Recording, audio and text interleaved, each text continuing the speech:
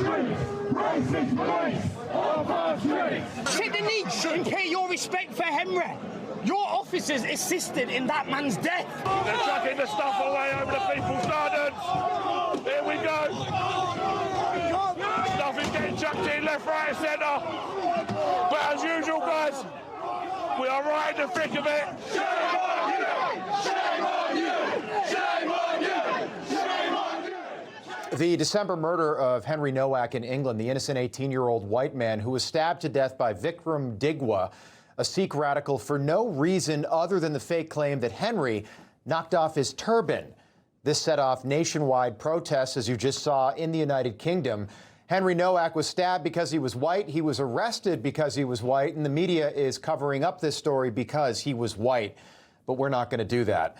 And it feels like the white population in England, the native-born people of England, who we're not supposed to talk about, particularly white men, have finally woken up. They've finally had enough, and they are outraged by what liberal politicians have done to their country over the last several decades, the Islamification of Great Britain. Nigel Farage, who could very well be the next British Prime Minister, tweeting, quote, "The fear of being called racist was greater than dealing with Henry Nowak's murder. We should respond to this with pure, cold rage," which is what's happening. Britain's historic way of life is being thrown away. Ben Leo is a reporter for GB News. Ben, appreciate you being here. You see these protests. It looks like the British people have finally had enough of being treated like second-class citizens in their own country. Can you take us through what you see happening over there right now? Yeah, hey, Rob, good to be with you. Yeah, this is the tip of a litany of incidents where the police, because they've been institutionalised to behave in this way, have prioritised hurty feelings and accusations of racism over real-life safety of native Brits. Let me just tell you why everybody is so angry and so febrile right now. Because as you said, quite rightly, Rob, we have had decades of this. The Manchester Arena bombing, which your viewers may be familiar with, the Ariana Grande concert in Manchester some years ago, a security guard working at that incident, at that concert, spotted the suicide bomber before he went on to kill 22 people, but was reluctant and indeed did not approach the suicide bomber because he feared he'd be called racist. We had the industrial rape, as you guys well know, of little small English white girls, working class white girls, by Pakistani Muslim rape gangs for decades, covered up by the authorities because they were scared of being called racist. Axel Rudabakana at Southport slaughtering little girls going to a Taylor Swift dance class. Valdo Calacane, a black guy who was released from mental health services in Nottingham because they were too scared of being called racist, who went on to slaughter multiple people in the streets in broad daylight. I could sit here all night, Rob, and go on about it, but this Henry Nowak case is perhaps the most serious, because what it does, it exposes the pure hypocrisy of our so-called leaders. Just years ago, when George Floyd was murdered in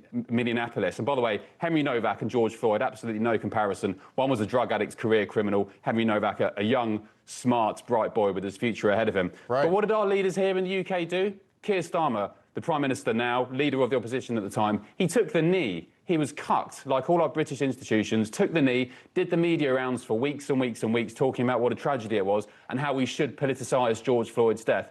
And what does he do in the wake of Henry Nowak, where the police let him die and bleed out on the street because he was white? Well, nothing. He says to Nigel Farage, don't politicise this. You're behaving in a disgusting way for even trying to divide the nation with this sort of rhetoric. And as I said, Rob, it exposes the pure, vile hypocrisy of our political leaders, of our political class and the institutions that run our country. And now, Rob, Brits have said we've had enough. Ben, here's Keir Starmer accusing Elon Musk, who has been tweeting about this since Sunday. Keir Starmer says that he's mad at Elon Musk for trying to whip up division in the UK following the murder. Take a look. Musk, again, has been interfering in our politics in the last few days, trying to whip up division. That is not who we are in Britain. In Britain, we are reasonable, tolerant people. When we have a terrible case like Henry's case, Henry Nowak, we react calmly, as his family have done. When it comes to disgusting images on Grok, we take Grok on and fight, because that's who we are as a country. Yeah, whip up division or finally confront anti-white bias in Britain? Because to me, as somebody who's not British, but I see this and I think people have just had enough over there, finally.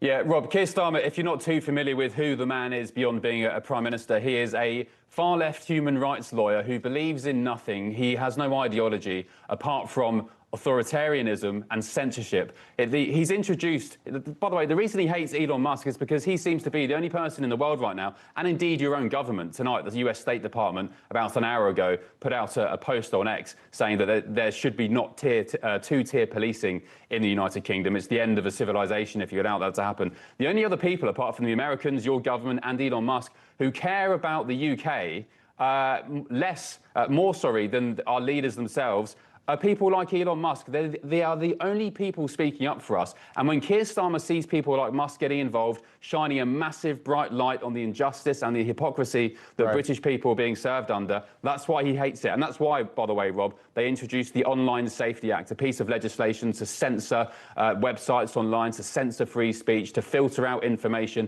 and indeed filter out, for example, the protests you saw in Southampton last night in the UK in the wake of Henry's death. We've seen protests in recent months and years that have been banned from being shown online by this Labour government for this exact thing. Well, look, we're going to continue to cover this story because the rest of the media here is doing what they typically do, and that's covering it by covering it up. But, Ben, it's not a coincidence that Muslims always immigrate to Christian countries like America and Britain, and they don't migrate to the more than 50 Muslim countries on this planet. They always go to Christian countries in the West, democracies, and they try to ruin them, whether you're Sikh or Muslim. And this is not about, every Muslim. This is about radical Islam. And this guy, Vikram Digwa, this radical Sikh carrying around daggers and swords. It's just, the whole story is absurd. But I think Henry Nowak. It's multiculturalism, Rob. It's diversity. It's great. I think Henry Nowak, I think he's the real George Floyd. I think this is the real George Floyd, and it just happened in Britain in December. Ben Leo, I enjoyed GB Moose. Hope to have you back. Thank you.